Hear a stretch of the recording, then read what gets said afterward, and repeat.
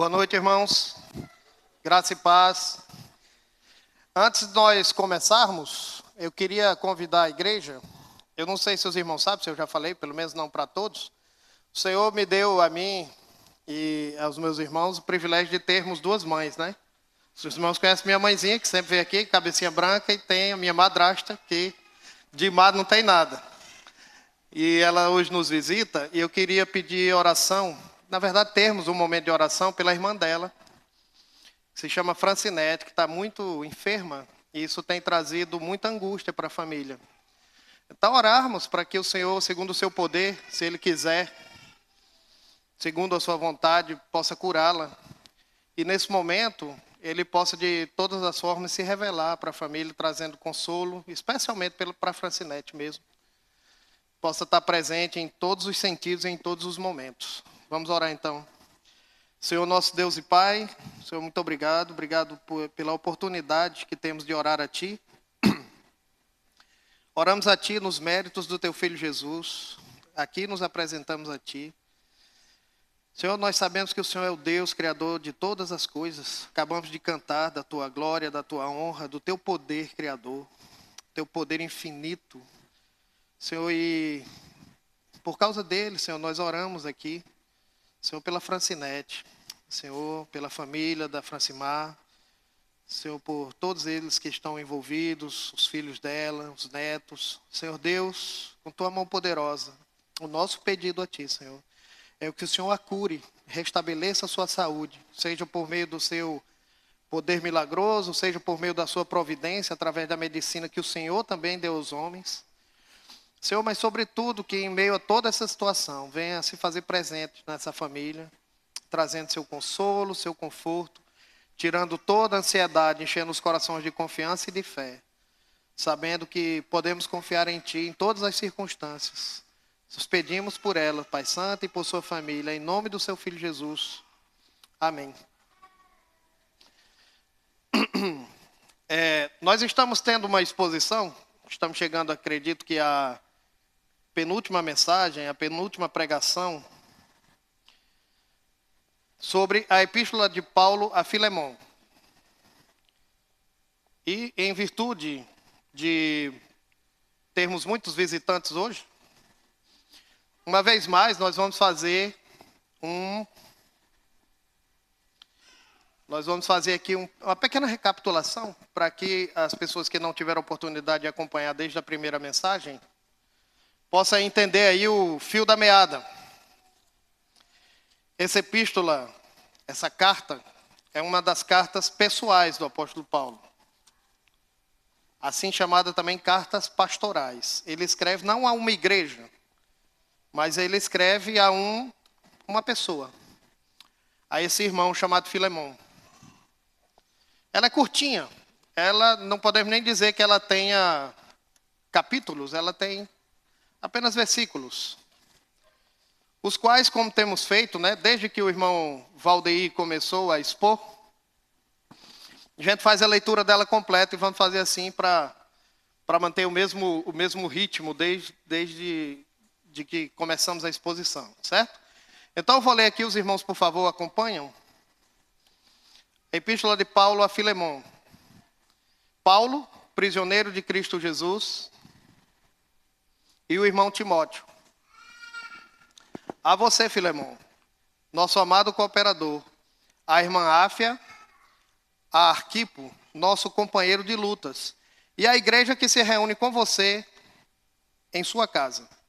A vocês, graça e paz da parte de Deus, nosso Pai, e do Senhor Jesus Cristo. Sempre dou graças a meu Deus, lembrando-me de vocês nas minhas orações, porque ouço falar da sua fé no Senhor Jesus e do seu amor para com todos os santos. Oro para que a comunhão que procede da sua fé seja eficaz no pleno conhecimento de todo o bem que temos em Cristo. Seu amor me tem dado grande alegria e consolação, porque você, irmão, tem reanimado o coração dos santos. Por isso mesmo, tendo em Cristo plena liberdade de mandar que você cumpra o seu dever. Obrigado, irmã. prefiro fazer um apelo com base no amor. Eu, Paulo, já velho e agora também prisioneiro de Cristo Jesus, apelo em favor do meu filho Onésimo, que gerei enquanto estava preso. Ele antes lhe era inútil, mas agora é útil, tanto para você quanto para mim. Mando-o de volta a você, como se fosse o meu próprio coração. Gostaria de mantê-lo comigo para que me ajudasse em seu lugar, enquanto estou preso por causa do Evangelho. Mas não quis fazer nada sem a sua permissão, para que qualquer favor que você fizer seja espontâneo e não forçado. Talvez ele tenha sido separado de você por algum tempo, para que você o tivesse de volta para sempre. Não mais como escravo, mas acima de escravo, como irmão amado. Para mim ele é um irmão muito amado. E ainda mais para você, tanto como pessoa, quanto como cristão. Assim, se você me considera companheiro na fé, receba-o como se estivesse recebendo a mim. Se ele o prejudicou em algo e lhe deve alguma coisa, ponha na minha conta. Eu, Paulo, escrevo de próprio punho. Eu pagarei, para não dizer que você me deve a própria vida. Sim, irmão, eu gostaria de receber algum benefício por estarmos no Senhor. Reanime o meu coração em Cristo. Escrevo-lhe certo de que você me obedecerá, sabendo o que fará, mais do que lhe peço. Além disso, prepara-me um aposento, porque graças às suas orações, espero poder ser restituído a vocês. Epáfras, meu companheiro de prisão, por causa de Cristo Jesus, envia-lhe saudações. Assim como também Marcos, Aristarco, Demas e Lucas, meus cooperadores. A graça do Senhor Jesus Cristo seja com o espírito de todos vocês.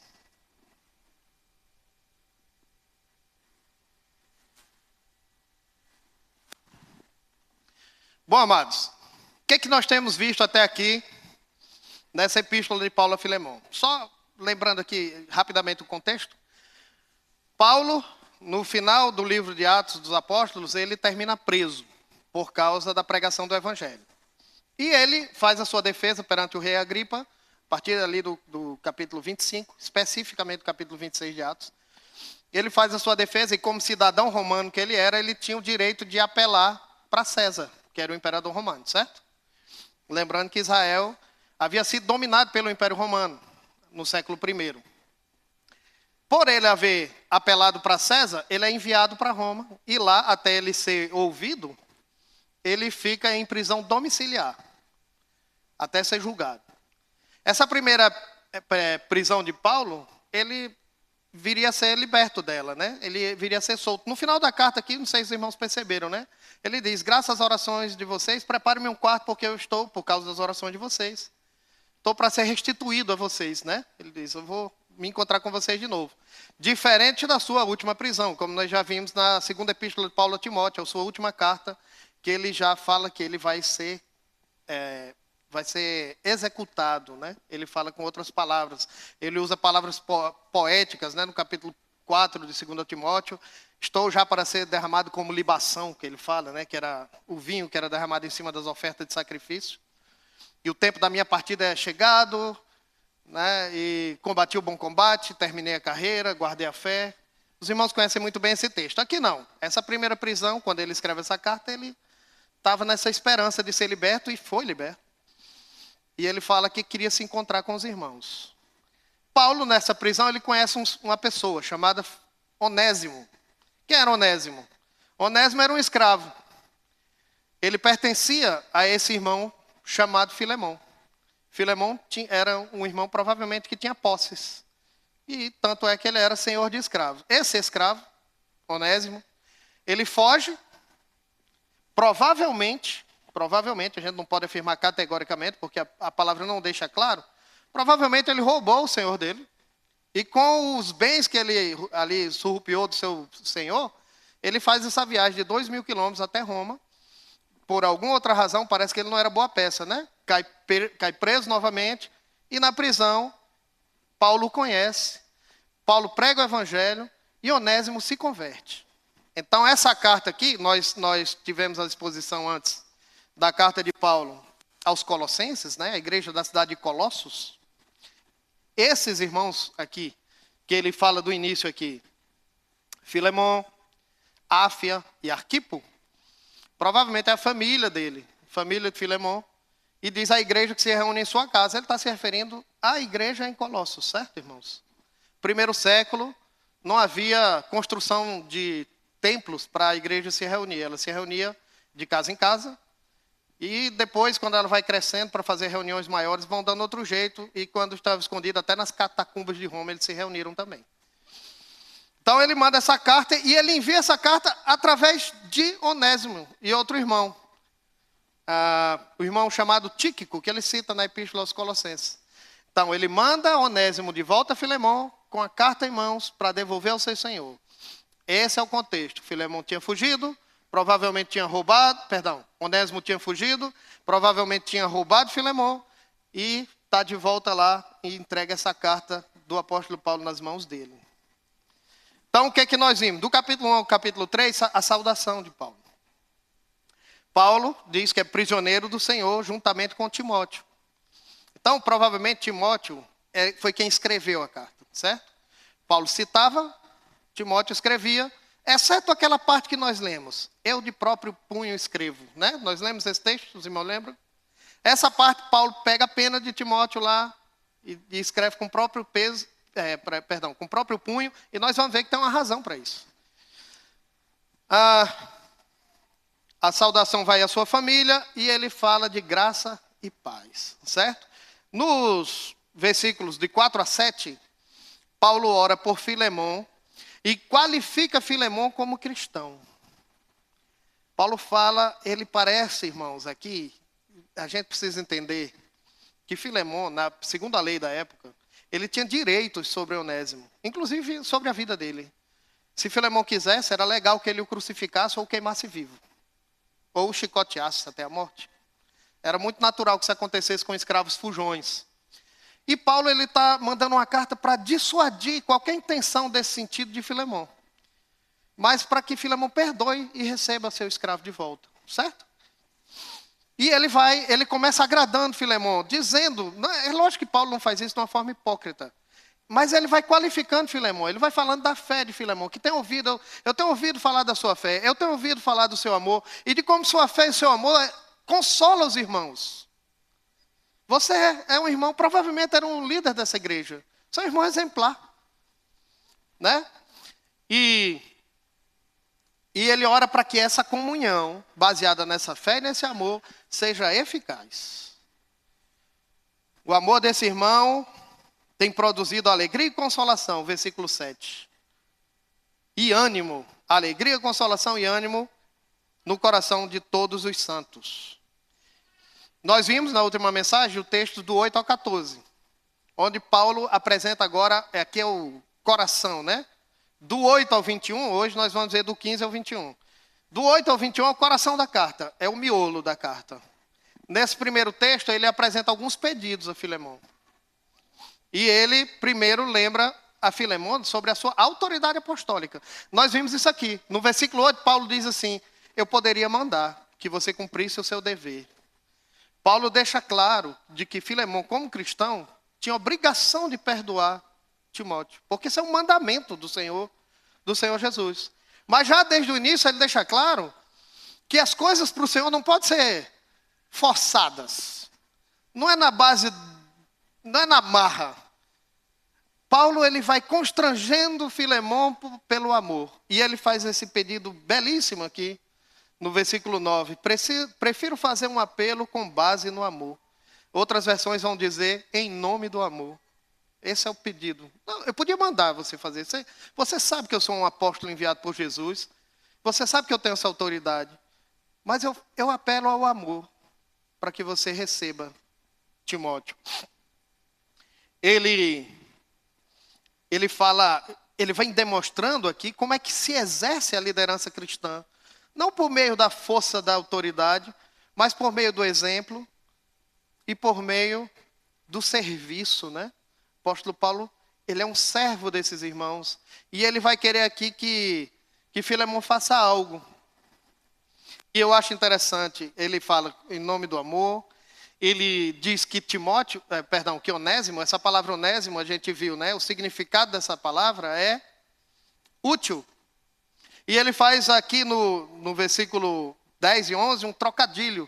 Ele te foi inútil, mas agora ele é útil para você e para mim. Porque a palavra Onésimo, no original, ela significa útil. E era um nome muito comum dado aos escravos, diga-se de passagem.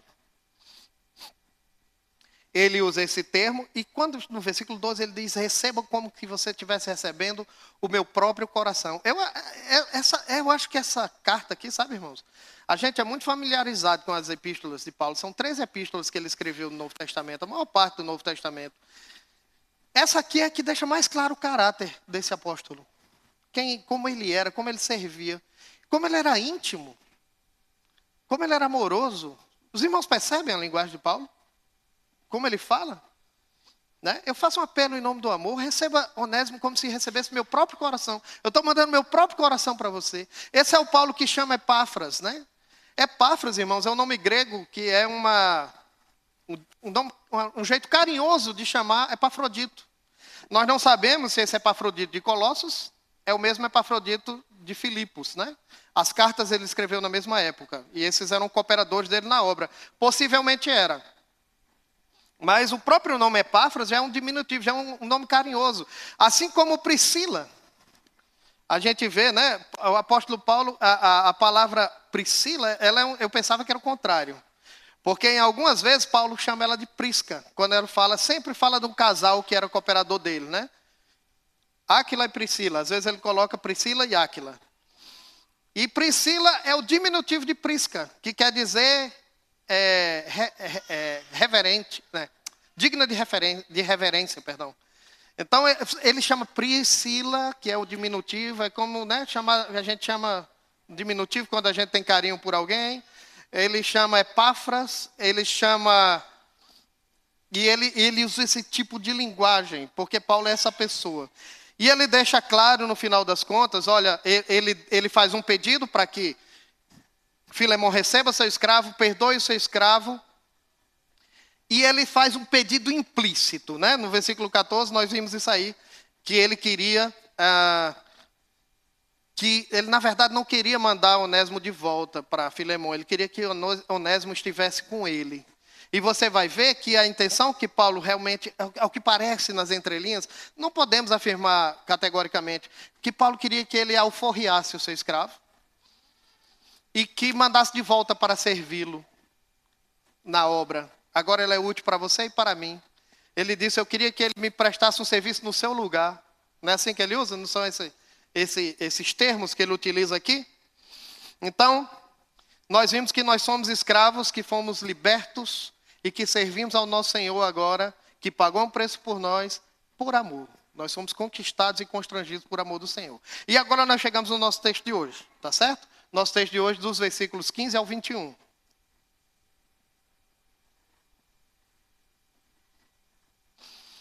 Versículo 15.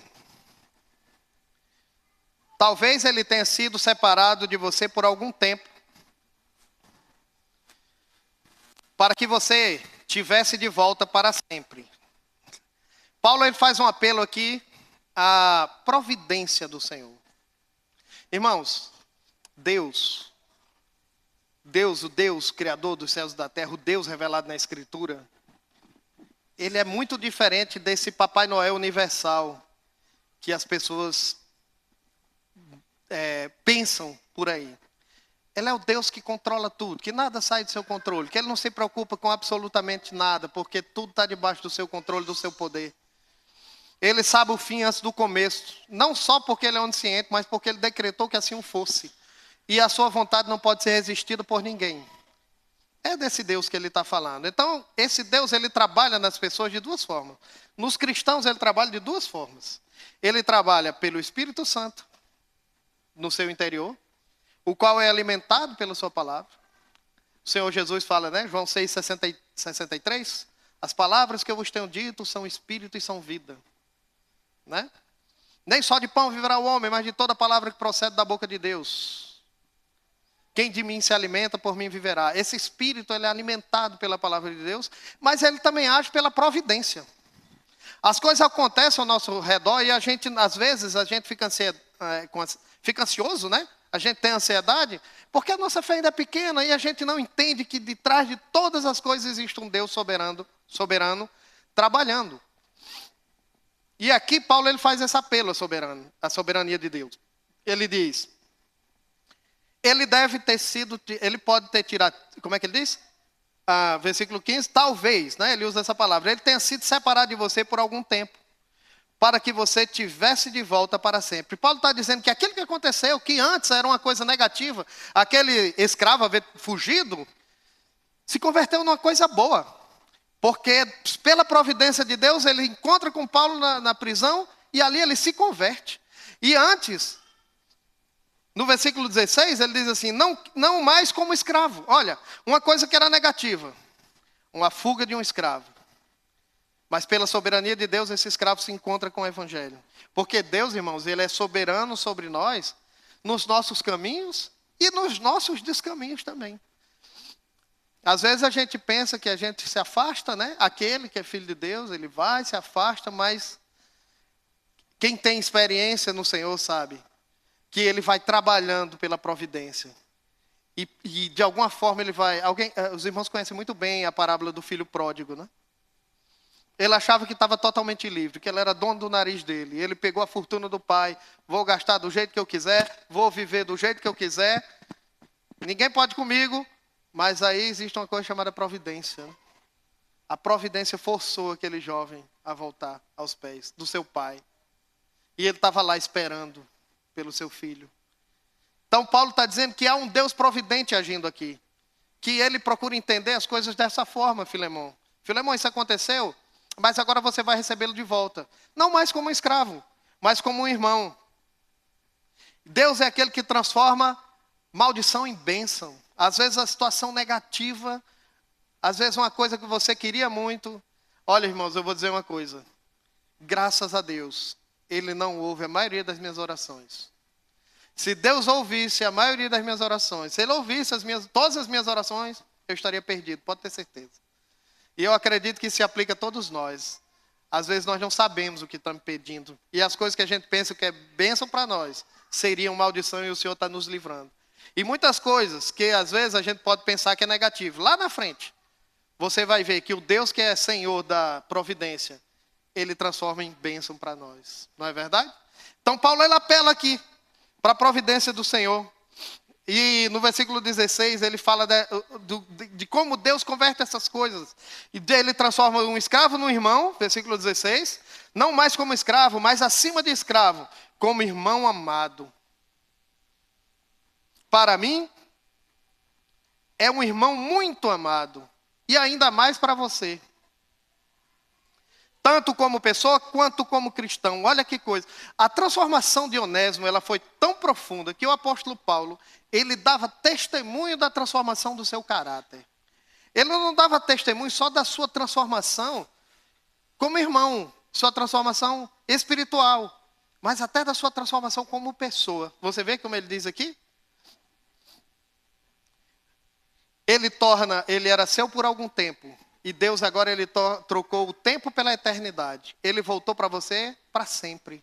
Porque vocês serão eternamente irmãos. E vocês estarão na eternidade juntos. É isso que o apóstolo Paulo está falando para ele. Ele voltou para você para vocês estarem no Senhor para sempre. Não significa necessariamente que Filemão ia libertá-lo. Paulo não faz esse pedido explícito, não é? Não significa isso. Filemão tinha esse direito. Paulo deixa como nas entrelinhas. A gente nem pode realmente afirmar que era essa a intenção do Paulo. Mas, sabe, irmãos, às vezes dá essa impressão. Ele toca a eternidade, ele troca o escravo pelo irmão, ele troca o tempo pela eternidade. O adjetivo que ele usa aqui, que para mim agora, Onésimo é muito amado, é o mesmo adjetivo que ele tinha usado para o próprio Filemão. Lá no início da carta, ele chama Filemão de amado. E agora o que é que ele está querendo dizer com isso, irmãos? Que do ponto de vista espiritual, os dois agora são iguais. Em 1 Coríntios, capítulo 7, versículo 22. Acho que vai estar na projeção aí. Exato. Diz assim: pois aquele que sendo escravo foi chamado pelo Senhor, é liberto e pertence ao Senhor. Semelhantemente, aquele que era livre quando foi chamado, é escravo de Cristo. Paulo, ele está falando disso. É o mesmo Paulo que escreve aqui, né? Só que aqui numa outra carta a uma igreja. Ele está falando justamente isso, que agora, do ponto de vista espiritual, eles estão como iguais. A transformação de Onésimo transformou o seu caráter. Por isso que ele recomenda como pessoa e como cristão. No versículo 17, acontece algo aqui que eu acho que é o coração dessa carta. Pelo menos para mim, é o que eu entendi, sabe, irmãos? Porque Paulo começa a mostrar de si mesmo como ele vive. Os irmãos lembram como Paulo diz assim: sejam meus imitadores, como eu sou imitador de Cristo. Assim como eu sou imitador de Cristo, sejam meus imitadores. Paulo não fala isso aí? Então, Paulo agora começa a demonstrar, na prática, como o seu caráter tem sido transformado conforme o caráter de Cristo. O caráter do apóstolo Paulo. Versículo 17. Assim, se você me considera companheiro na fé, recebam-o como se estivesse recebendo a mim. Veja isso, receba Onésimo como se estivesse me recebendo. Isso aqui, irmãos, Mateus capítulo 10, versículo 40, o Senhor Jesus diz uma coisa muito interessante aos seus discípulos. Ele diz assim: quem recebeu um de vocês em meu nome, a mim me recebe. Não é assim que ele fala? Quem recebeu um de vocês em meu nome, a mim me recebe. Paulo está dizendo: receba Onésimo como se estivesse me recebendo. Você está vendo alguém? Olha, irmãos, eu vou dizer uma coisa. Eu convivo com um crente que tem um bocado de ano. E você dizer para alguém, recomendar, dizer assim: olha, pode receber ele como se estivesse me recebendo, não é uma coisa muito fácil. Você chegar a esse nível de confiança, não é? O apóstolo Paulo, ele está fazendo como Cristo fez. Receba. Se você é meu companheiro na fé, ele também é. Receba como se estivesse me recebendo. Paulo viu essa transformação, porque Onésimo se tornou também um companheiro na fé. Versículo 18, Paulo imita Cristo de outra forma. De uma forma mais profunda, ainda mais sublime. O versículo 18 ele diz assim: se ele prejudicou em algo, ou lhe deve alguma coisa, ponha na minha conta. Nós cantamos um hino aqui, né?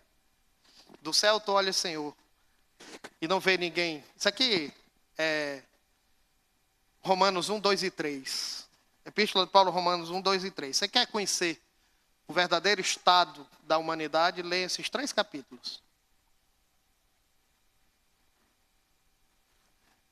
Paulo vai fazer um popurrí de citações do livro do profeta Isaías e dos Salmos, que vai dizer que ele vai culminar no final, no capítulo 3, dizendo que todos pecaram. Que Deus encerrou todos os homens e mulheres debaixo da desobediência. Ele olha do céu e não vê ninguém que procure a Deus, ninguém que o busque, ninguém que tenha entendimento. Todos se perderam, a uma se extraviaram.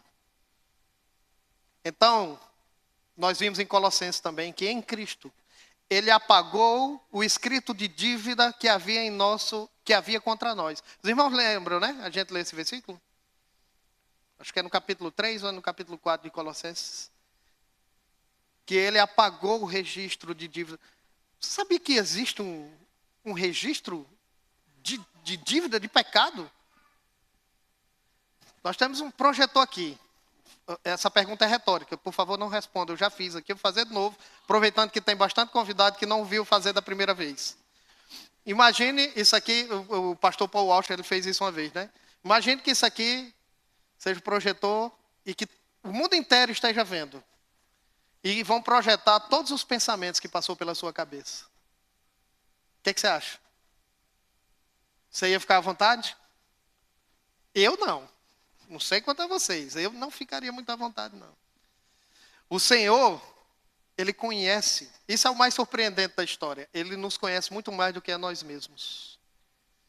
E Ele, sabendo quem eu era, sabendo quem cada um de nós somos, Ele voluntariamente se ofereceu para pagar uma dívida que não era dele. Você está vendo que é isso que o apóstolo Paulo está fazendo aqui?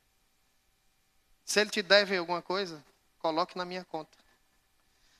Na cruz do Calvário, para aquele que tem fé, o nosso escrito de dívida foi rasgado. Sabe aquele pessoal que fazia, não sei aqui, depende da idade, o pessoal vai denunciar a idade agora. Ia no comércio e anotava na cadernetinha, né? Meu pai tinha comércio, ele tinha cadernetinha. Um bocado de nome lá. Né? Tava lá o escrito de dívida do bocado de gente. Eu já tive também meu nome de dívida. Irmãos, não confunda dívida com compromisso, tá? Dívida só é dívida quando você não passou do tempo de pagar e não pagou, tá? Então, tinha lá. E era uma dívida impagável. Eu não tinha como pagar. O Senhor disse assim, põe na minha conta. E ele veio e ele pagou. Porque só era possível pagar com derramamento de sangue. E ele morreu no meu lugar. Paulo está fazendo a mesma coisa. Se ele te deve alguma coisa, coloque na minha conta. 1 de Pedro. Em 1 de Pedro, no capítulo 3, versículo 18, a primeira parte diz assim: pois também Cristo sofreu pelos pecados, uma vez por todas. O justo pelos injustos, para conduzir-nos a Deus. Ele era justo, ele não devia. E ele pagou o preço no nosso lugar. Uma coisa também que a gente vê interessante já quando vai chegando no capítulo 18, né? E o versículo 19. A gente já vai chegar lá. Vamos ler, irmãos. Eu quero convidar os irmãos a ler mais um textinho aqui, que fica em 2 Coríntios capítulo 5.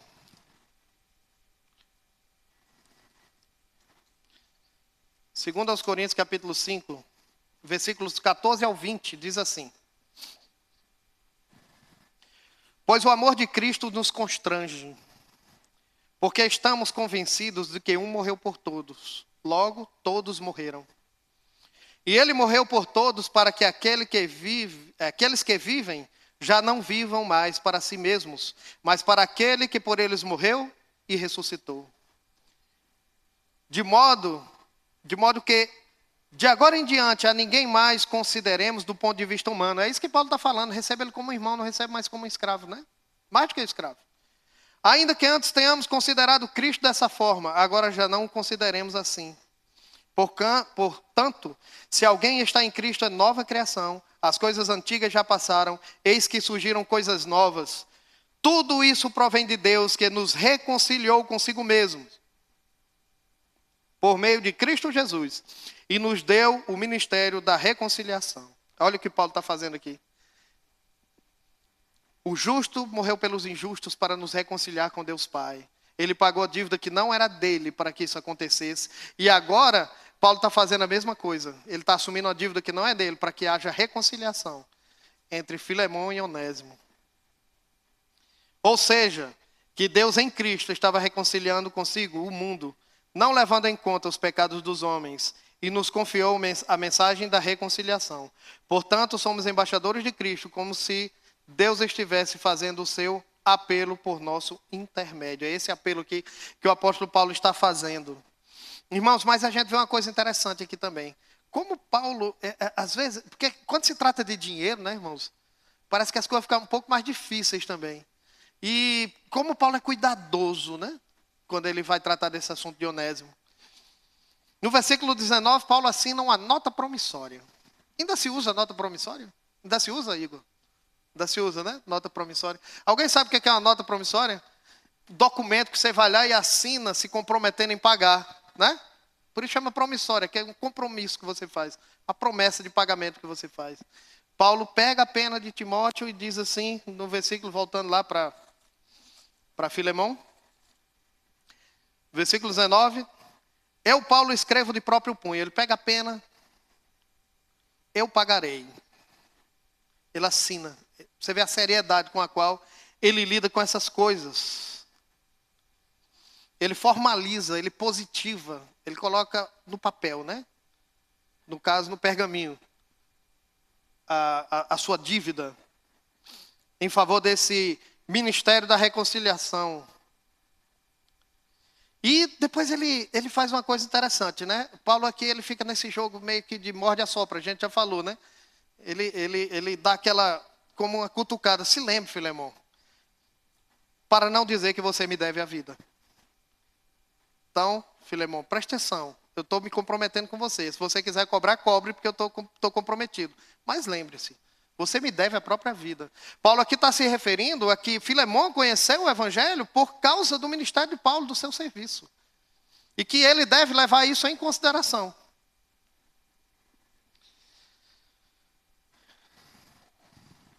E aí nós vamos chegando já para o final da carta, né?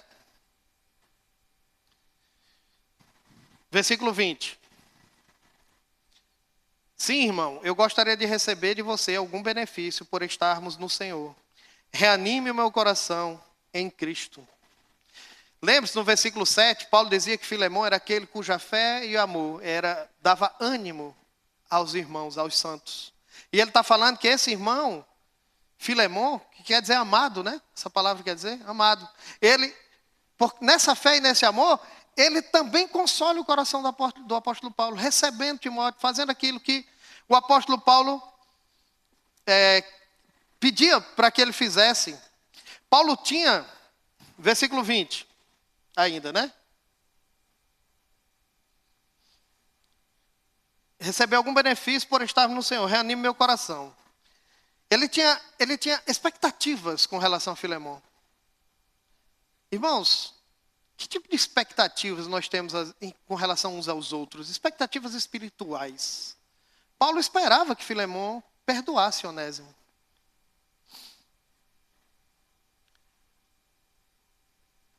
E assim, havendo perdão, haveria de fato o que ele falou desde o primeiro versículo, né? Graça e paz. No final das contas, a obediência de Filemão seria ao Senhor, a Cristo, e não ao apóstolo Paulo. Versículo 21, para finalizar, diz assim: escrevo-lhe certo de que me obedecerá, sabendo que fará ainda mais do que eu lhe peço.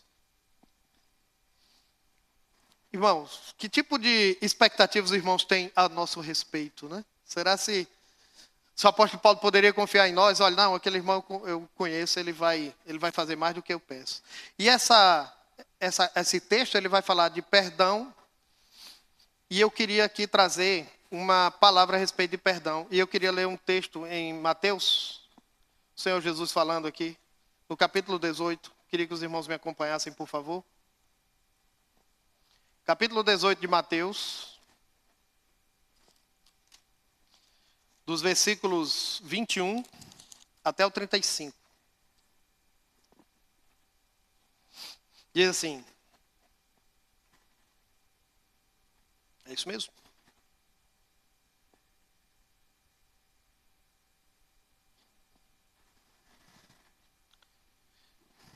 Irmãos, eu acho que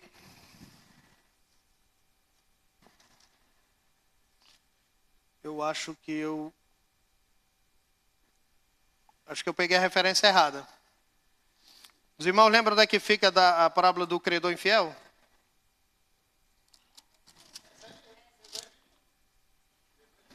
Perdão, irmão, eu estou olhando o capítulo errado aqui. Tá certinho. Obrigado. Mateus, capítulo 18, a partir do 21, diz assim. Então Pedro aproximou-se de Jesus e perguntou: Senhor, quantas vezes deverei perdoar meu irmão quando ele pecar contra mim? Até 7 vezes? Olha, irmãos, para a cultura judaica, para a religião judaica, perdoar 7 vezes já era muita coisa. Ele não tem muito essa cultura de perdão infinito não, tá? Então Pedro ele já achava que estava abafando aqui quando ele diz 7 vezes, você vê como eu sou perdoador, tá? E aí Jesus diz assim: eu lhe digo, não até 7, mas até 70 vezes 7. E aqui não é fazer umas contas não, ó. Você pisou na bola comigo, né? Agora só 489. Vá contando. E lógico que o Senhor está fazendo aqui ele está falando uma hipérbole, né? Ele está usando a figura de linguagem para dizer que não tem limite. Por quê? Aí ele vai contar aqui uma história. Por isso o reino dos céus, ele vai contar essa parábola para nós entendermos isso, tá bom, irmãos? O reino dos céus é como um rei que desejava acertar as contas com seus servos.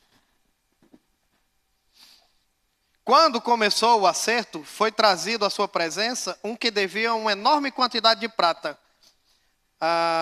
Se eu não me engano, eram quantos talentos aqui na outra versão? Alguém tem outra versão aqui que fala a quantidade de talentos? Quantos? 10.000 talentos. que na verdade não fala de prata, aqui foi liberdade do tradutor, tá? Pode ter sido de ouro. Se for de ouro, vai dar em torno aí de 150 bilhões de reais, tá? É mais ou menos o que se estima que valia essa dívida aí. Se você acha que estava endividado, esse cidadão aqui estava um pouco mais. Então, na hora da prestação de contas, uma enorme quantidade de prata, né? Como não tinha condições de pagar, o Senhor ordenou que ele, sua mulher, seus filhos e tudo que ele possuía fosse vendido para pagar a dívida. O servo prostrou-se diante dele e lhe implorou: tem paciência comigo, eu te pagarei tudo. O senhor daquele servo teve compaixão dele, cancelou a dívida e deixou ele ir. Mas quando aquele servo saiu, encontrou um de seus conservos, que lhe devia 100 denários. 100 denários é 100 diária, né? Dá uns 15 mil reais, né? Mais ou menos na diária atual. Devia 100 denários. Denário é exatamente, vem da palavra dia, né? Quer dizer, é uma diária de trabalho, tá? Agarrou, começou a sufocá-lo, dizendo: me pague o que você me deve. O camarada acabou de ter sido perdoado daquela dívidazinha. Encontrou com o que estava devendo para ele, agarrou no pescoço dele: você agora vai me pagar. Então o seu conservo caiu de joelho e implorou-lhe: tenha paciência comigo, eu lhe pagarei. Mas ele não quis. Antes saiu, mandou lançá-lo na prisão até que pagasse a dívida. Quando os outros servos, companheiros dele, viram o que havia acontecido, ficaram muito tristes e foram contar ao seu senhor tudo o que havia acontecido. Então o senhor chamou o servo e disse: servo mau, cancelei toda a sua dívida porque você me implorou. Você não devia ter tido misericórdia do seu conservo como eu tive de você? Irado, seu senhor entregou aos torturadores até que pagasse tudo o que devia. Deve ter sido muita tortura, né? Misericórdia. Irado, até dever tudo que devia.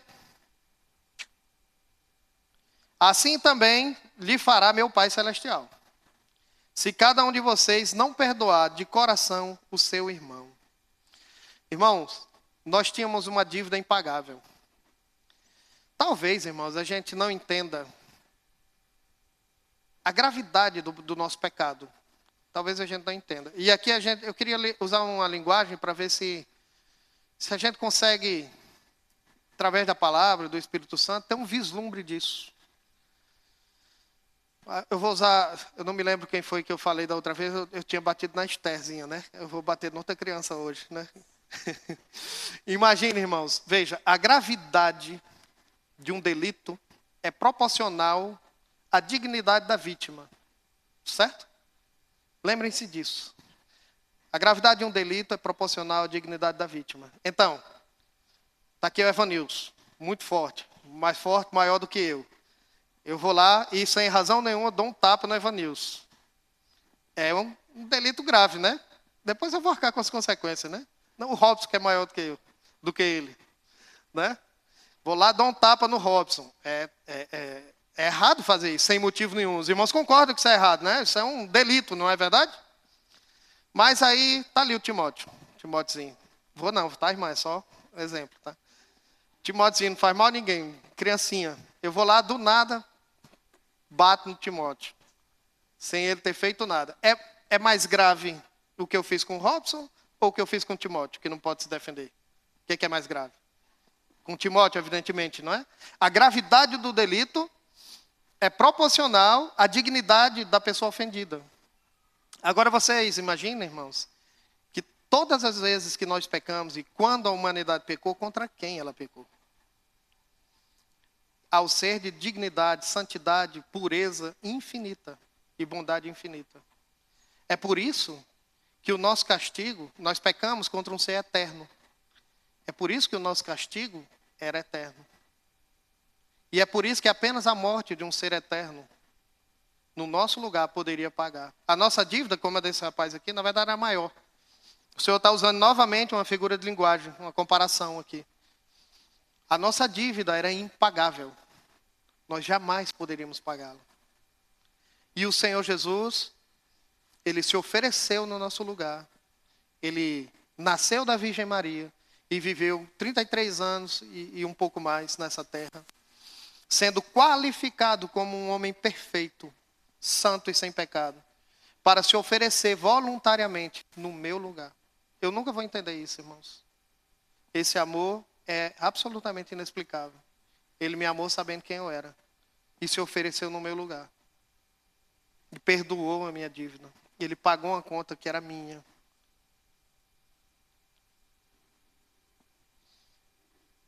E como eu não poderia, ou melhor, ou como eu poderia não perdoar o meu irmão? Irmãos, eu já estive em situações de conflito de irmãos que realmente me deixou estarrecido. E eu vou dizer uma coisa, irmãos, se o perdão, ele não é uma questão de sentimentos. Não tem nada a ver com sentimento. Quando o irmão tem problema com o outro, normalmente você vai falar com ele, ele vai dizer, não, irmão, não estou preparado para... Meu coração ainda não está preparado para perdoar meu irmão. Já ouvi isso, irmão.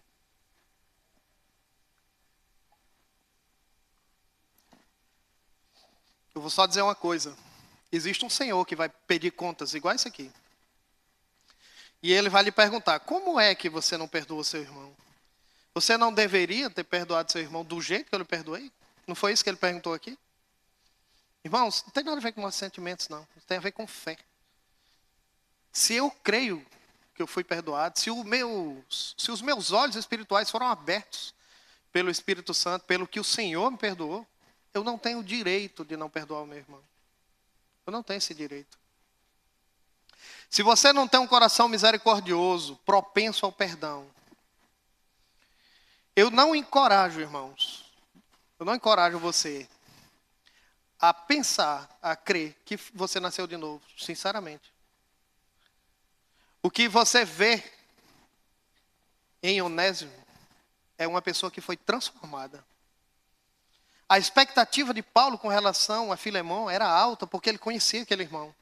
E ele disse, eu sei que você vai me obedecer e vai fazer mais do que eu estou lhe pedindo. Por causa do amor, por causa do seu amor, Senhor, e da sua obediência.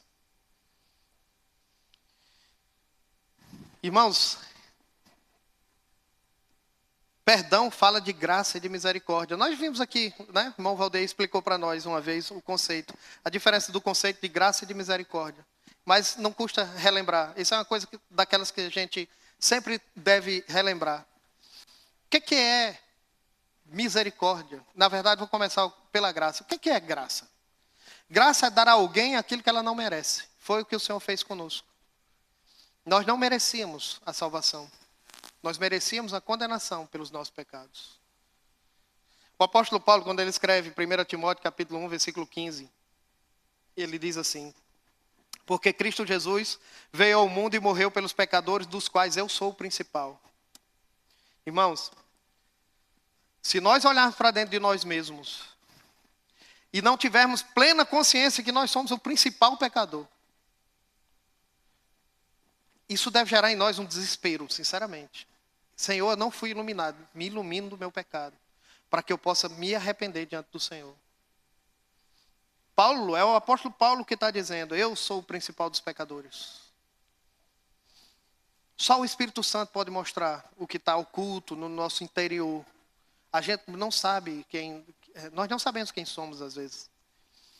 Graça é dar aquilo que a pessoa não merece, né?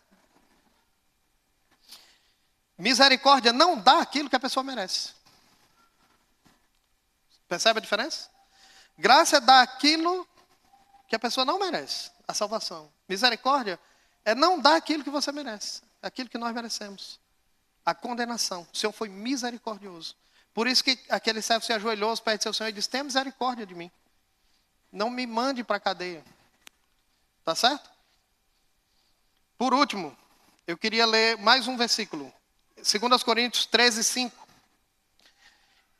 Irmãos, na cultura evangélica ocidental, muito comum que as pessoas digam que se uma vez você confessou o nome do Senhor, fez uma oração repetindo de alguém, você pode ficar tranquilo que a partir dali você está salvo, tá certo? O seu nome foi escrito no livro da vida eternamente. Mas o que a Escritura nos diz é isso aqui. Examine-se para ver se vocês estão na fé. Provem-se a si mesmos. Não percebem que Cristo Jesus está em você? A não ser que tenham sido reprovados. Irmãos, que a palavra de Deus nos leve a essa reflexão hoje. Que o nosso coração, ele seja tocado pelo amor do Senhor para perdoar uns aos outros. E para levar a palavra do Evangelho àqueles que não alcançaram. Então vamos aqui só para finalizar algumas aplicações. As aplicações aqui que a gente costuma fazer são perguntas retóricas, tá bom? Perguntas que nós vamos fazer a nós mesmos. E a primeira é: você tem percebido e desfrutado da providência de Deus em sua vida? Como é que anda aí o nível de ansiedade? Isso aí para mim, eu sou exposto também, tá, irmãos? Essa palavra é para mim e para vocês. Eu sou apenas aqui um canal. É o Senhor falando para a sua igreja, da qual eu sou membro também, tá? Ele tem cuidado de nós. Que o Senhor nos dê fé para aprender a confiar nele. Os irmãos podem testificar. Os irmãos podem testificar do seu caráter. Que o seu caráter tem sido transformado conforme o Evangelho. Assim como Paulo pôde testificar de Onésimo. Pôde testificar de Filemão. Você seria capaz de assumir uma dívida ou culpa que não é sua? Ou sofrer algum prejuízo, visando o benefício e a reconciliação dos irmãos e a edificação da igreja? Ah, irmãos, quando a nossa dignidade é afetada, nós ficamos indignados, né? Não, ele está errado, ela está errada, ela fez isso comigo, ela falou assim de mim, falou assado. Charles Spurgeon, ele dizia uma coisa que eu guardo no meu coração e procuro aplicar. Quando você souber que alguém está falando mal de você, fique tranquilo. Você é muito pior do que o que ele está dizendo. Isso nos traz uma paz tremenda, irmão. Nossa, irmão, você é assim mesmo. Eu digo, rapaz, pior que é, eu acho que é verdade. Daí que o Senhor me perdoe. Olha, eu vou aproveitar e confessar. O Senhor me perdoe por esse pecado. Daí eu vou confessar. Imagine sofrer o prejuízo, né? Quem lembra aqui 1 Coríntios 6, por que você não sofre o dano? Que vergonha, né? Os irmãos levando outros irmãos à justiça. O apóstolo Paulo disse, é uma vergonha para vocês. Por que você não sofre o dano? O apóstolo Paulo não tinha nada a ver com a desavença aqui entre os dois. Ele diz assim, pode botar na minha conta. Que tipo de expectativas os irmãos têm tido a seu respeito? Eles podem contar com você? Assim como Paulo pode contar com Filemão? O apóstolo Paulo dizia, olha, eu sei que você vai me obedecer e vai fazer mais. Olha, o irmão fulano ali, pode mandar que ele mata no peito, é com ele mesmo, esse aí eu conheço. Ou, você é daquele que, né, apresentei, Romanos 12, né, apresentei vossos corpos como sacrifício vivo. A gente fica assim porque a gente espiritualiza muitas coisas, né? O apóstolo Paulo manda apresentar o corpo, né? Apresente vossos corpos como sacrifício vivo, santo e agradável a Deus, que é o vosso culto racional. Ou você é daquele que tira o corpo fora? Tem também que tira o corpo fora. Saiba que quando você não é assim, você tem causado desânimo nos irmãos. Porque um fardo que nós devemos carregar juntos, uns aos outros, ajudando, às vezes fica mais para uns do que para outros. Você tem certeza que você foi perdoado por Cristo? Você tem certeza?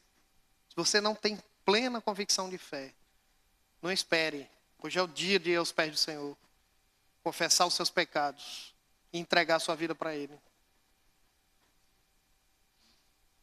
Isso tem redundado num coração disposto a perdoar os outros?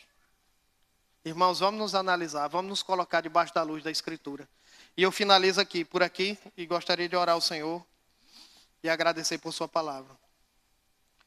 Senhor nosso Deus e Pai, obrigado pela sua palavra, pela sua Escritura, obrigado pelo seu ministrar no nosso coração, obrigado porque o Senhor nos ensina através dela. Senhor, nós somos fracos, somos defeituosos, somos tão imperfeitos, pecadores que o Senhor misteriosamente, maravilhosamente nos amou na eternidade, nos amou antes mesmo de havermos nascido, e o Senhor preparou tão grande salvação enviando o seu Filho no nosso lugar. Senhor, que o seu evangelho que nos alcançou, que nos iluminou do nosso pecado, que nos perdoou, que tem trabalhado em nós, transformado nosso caráter, o nosso coração, tornando-nos cada vez mais a semelhança do Senhor mesmo, como é o seu propósito. Que esse evangelho transforme nosso coração em corações perdoadores, corações que reconhecem, Senhor, da dívida que o Senhor pagou em nosso lugar, e assim possamos ser misericordiosos com os irmãos. Nos abençoa, Senhor, nos abençoa, nos alimenta com a palavra, nos guarda essa semana que vai entrar. Sempre que formos tentados e provados de acordo com a tua escritura, venha nos falar o nosso coração, tomando a tua palavra e ministrando por meio do teu Santo Espírito, para que vivamos em acordo com a tua palavra e com o que o Senhor tem nos ensinado. Pai Santo, nós assim te pedimos, no poder do teu Espírito, em nome do Filho do seu Filho Jesus. Amém.